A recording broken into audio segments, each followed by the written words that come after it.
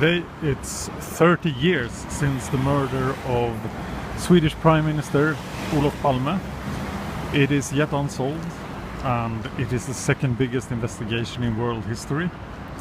At about 5 minutes past 11 or 10 minutes past 11 on the 28th of February 1986, the Prime Minister and his wife leaves this cinema. They have seen the Mozart Brothers, a Swedish film, and they start walking. They are in the company of the Prime Minister's son and his girlfriend. And they're walking this way.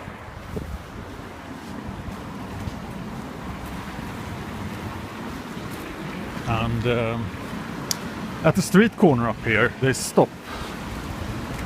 Because the son and the girlfriend is going to the right, whereas we will proceed the same way that the Prime Minister's wife walked.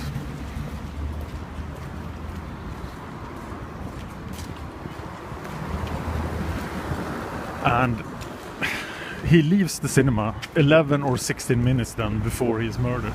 Here's the street corner where his son Olof Palme and his girlfriend goes up that way, and the Prime Minister continues this way. This is a graveyard, it's a church, and one witness like 1 minute before this, he has noticed somebody hiding here in the graveyard. So the Prime Minister keeps walking this way. It is exactly this weather. It's about 8 degrees below 0 centigrade, and there is a cold wind blowing. But still, it's Friday night in Stockholm, and there's a lot of people out walking. So a lot of people will witness the murder itself when it happens. And after the murder happens, we will assume the role of the killer and escape from the crime site.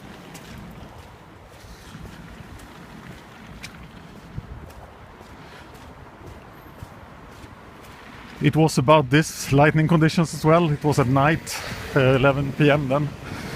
So the murder itself takes place 11:21. Here, the Prime Minister's wife decides that she wants to cross the street. This this place, this thing was here 30 years ago, and the guy who sold sausages, hot dogs in there, he did see the Prime Minister and his wife. Then they cross the street. One witness reports somebody suspicious following them. I have read a lot about this murder in the week before this, and I realized that it is super complicated, and I understand why it's not solved. Because there are 20,000 tips and about over 1,000 possible killers. And every time I read the long theories, I discover that I believe in all of them. So it must have been a whole band of people killing him here. No, it was just one guy. So, the Prime Minister and his wife are walking here. They are walking briskly because it's cold, but she tends to stop and look in these windows that looked very different in the 80s. Now it's mostly offices here.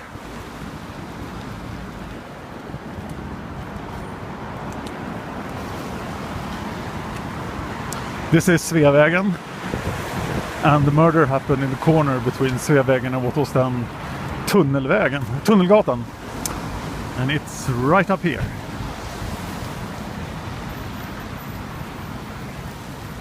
So they must have talked to the son for quite some time, because I've made it this far in while talking in below 5 minutes. But it took them 11 or 16.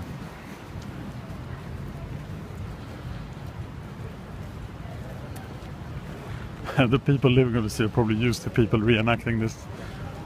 This is the corner, this is the place. And here is the murder site itself. So the Prime Minister shot once or twice, still disputed.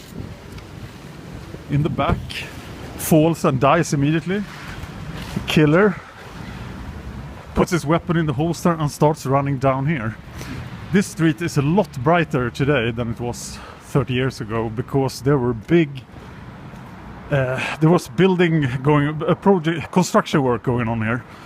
So there was big construction to house the construction workers in the middle of the street here, which meant that this was much darker and actually the perfect route for escape.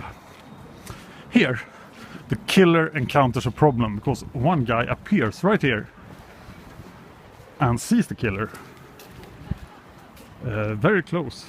The killer is now running, and now I don't want to embarrass myself, so I will now walk up these stairs. But the killer is running up the stairs, and the witness standing right behind me now, he does see this. And he decides to eventually follow, but he waits until it is safe.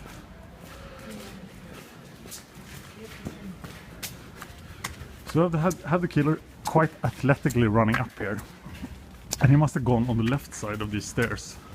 This tunnel was closed. The street was called the Tunnel Street before in Swedish, but it's now Olof Palme's street. So I'm getting winded here, walking. But the killer covered these stairs quite quickly. I've actually run up the stairs many times, trying to recreate it, and he was probably of above average athleticism. And he's about to disappear from history, never to be caught. Here, this is a pretty empty place even now. And he decides to go down this street. Or other theories have him running here. But there is a witness seeing a guy running on the street here. That could be someone else running, but the last witness report of the killer is down on this street. We are on David Bagares Gata. I got winded there. I should probably do more exercise and less YouTube crap. Here, a couple, a girl and a man and a woman, encounters the killer while he's running, and he's trying to tuck something into a bag, but the bag is way too small to hold a Magnum revolver, which is the possible murder weapon. And the guy who went up the stairs after the killer asked these people, where did he go? They point down here. He looks down here and he sees someone hiding between the cars, strangely enough. Well, this is never investigated. Somewhere around here. And that's where the trail ends. Murder yet unsolved. And we have no idea. There are several witnesses who've seen the killer after it, but this is the last reliable one. Thank you for watching.